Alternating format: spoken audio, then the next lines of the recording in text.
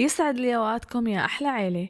طبق من اطباق افطارنا اليوم هو الكبسة الشامية وعلى اصولها. طبعا انا من قبل منزلة فيديو مفصل عن طريقة تحضير الكبسة، بس اليوم حطيت مكون زيادة فيها عطاها نكهة طيبة، هو الجزر. يلا مع بعض نحضرها. بنقول بسم الله.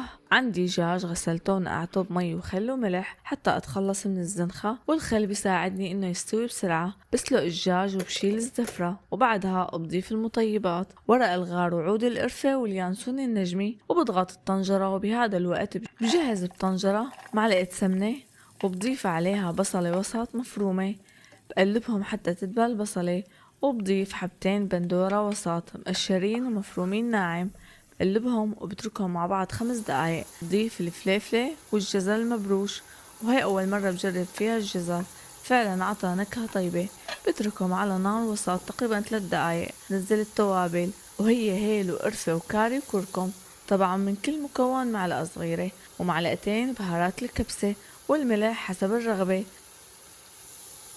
بضيف نص كوب من المي، بتركهم يتعقدوا مع بعض.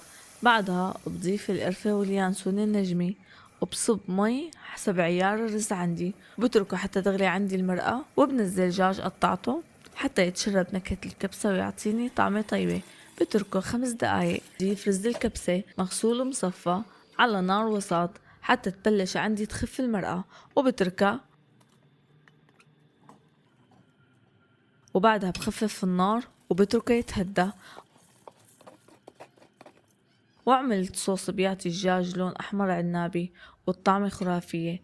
بزبدية بضيف معلقتين زيت نباتي ومعلقة صغيرة من الكركم وبهارات الزعفران الصفرا والحمرا. أخيرا صوص الباربيكيو.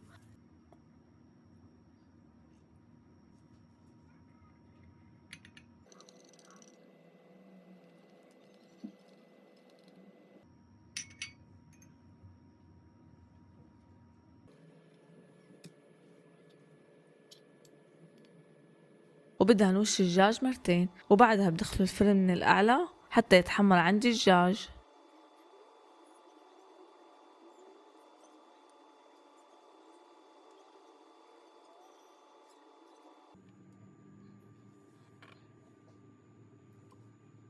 والرز صار جاهز، ما شاء الله لونه ذهبي ونسري بجنن. والدجاج جاهز ولونه والريحة آخر كلام.